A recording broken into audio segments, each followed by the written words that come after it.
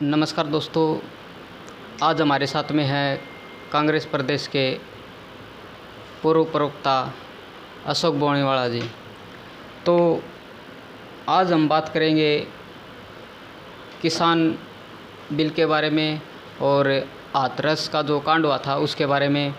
तो सबसे पहले तो हम सर का हमारे चैनल पे हार्दिक स्वागत करते हैं। सर, आपका हार्दिक स्वागत है हमारे चैनल पे। नमस्कार सर, जो किसान जो आंदोलन हो रहा है जी, उस बारे में आप क्या कहना चाहोगे?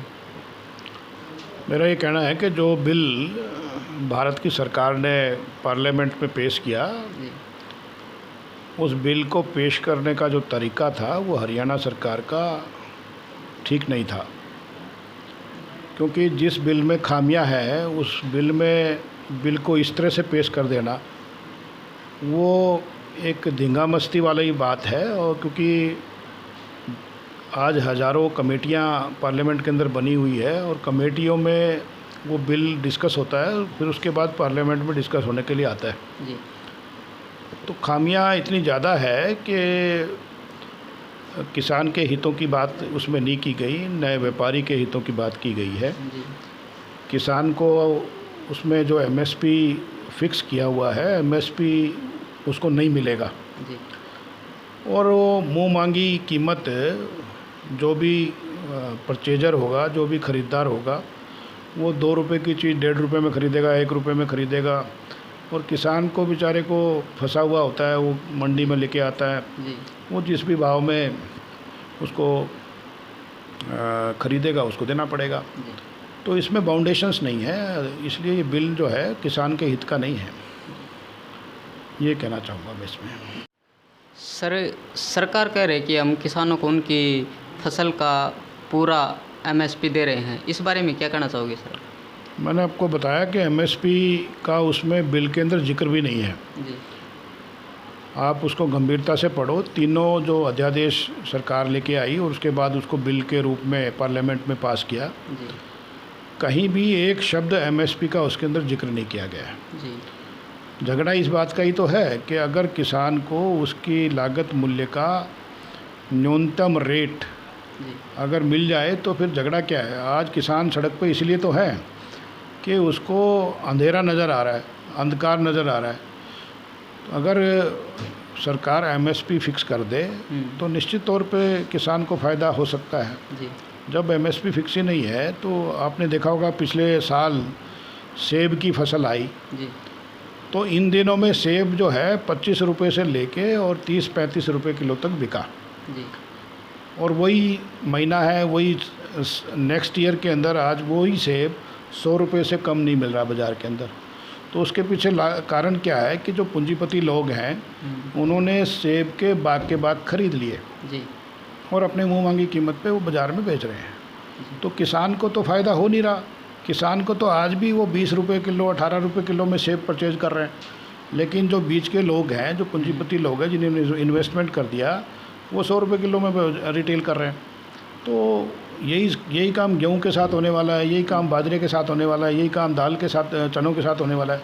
तो हर चीज़ को एमएसपी जब तक फिक्स नहीं होगी तो किसान को किसी भी रूप में फ़ायदा नहीं हो सकता। सर, क्या किसानों के साथ आड़तियों पर भी इसका असर पड़ेगा?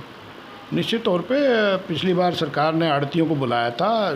जो 2% आड़त थी, सरकार ने डिस्कस करके आड़त के लोगों से बात करके, आड़त की एसोसिएशनों से बात करके 1% कर दिया था उसको। जी और उन्होंने ये इंश्योरेंस दी थी पिछली बार सरकार ने कि हम 1% आड़त देंगे और जो भी जितना भी माल आएगा, जितना भी परचेज होगा, वो आड़ती के थ्रू रूट करेगा। चाहे गवर्नमेंट की एजेंसी करे, चाहे प्राइवेट किसी इंडस्ट्रियलिस्ट को देना पड़े, चाहे कोई मिलर्स खरीदे, तो आड़ती के थ्रू रूट करेगा। लेकिन आज स्थिति ये हो गई है कि सरकार ने आड़ती को बीच में से निकाल दिया है और नई एजेंसियां, कोऑपरेटिव एजेंसियां बना के उसके माध्यम से अनाज को खरीदेंगे और या फिर कॉरपोरेट हाउसेस बड़े बड़े खरीदेंगे। जी तो इसमें आड़ती को जो करोड़ों रुपए की लागत से बनी हुई मंडियां हैं, हरियाणा की सरकार ने बनाई है, जी और उसमें बैठे हुए जो दुकानदार हैं, उन दुकानदारों को तो कोई यहाँ पे तो माल बेचने ही नहीं आएगा, तो आड़ती को आड़त कहाँ मिलेगी। तो पिछली बार के जो सरकार ने आड़त के थ्रू गेहूं बेचा था उसके पैसे आज तक सरकार ने नहीं दिए हैं। बहुत सारे लोग आज भी परेशान हैं। तो मैं कहना चाहता हूं कि आड़तियों को इसमें इसका सफाया हो जाएगा और सीधा सीधा नुकसान आड़तियों को होने वाला है। सर, आज पूरे भारत में जो हाथरस का कांड चल रहा है उसके बारे में सर आप क्या कहना चाहोगे? हाथरस का जो कांड हुआ है वो बेबी जो मनीषा जिसके साथ ये हादसा हुआ, मैं हमारी पूरे परिवार की, पूरे देश की उसके प्रति संवेदनाएं हैं। ये बहुत ही दुर्भाग्यपूर्ण घटना घटी है और देश पूरा शर्मसार है। लेकिन जो सत्तारूढ़ लोग हैं वो जिस तरह की हरकतें कर रहे हैं, मैं समझता हूं कि वो उससे ज़्यादा दुखदाई है। इसकी निष्पक्ष जांच होनी चाहिए और निष्पक्ष जांच होके इसका दूध का दूध, पानी का पानी होना चाहिए और जो लोग दोषी हैं उनको करारी सज़ा होनी चाहिए ताकि दूसरे लोग सबक ले सकें। सर, विपक्ष और मीडिया को वहाँ पे जाने से रोका, इसके बारे में क्या कहना चाहोगे सर आप? ये विपक्ष और मीडिया को रोकना और भी दुर्भाग्यपूर्ण है।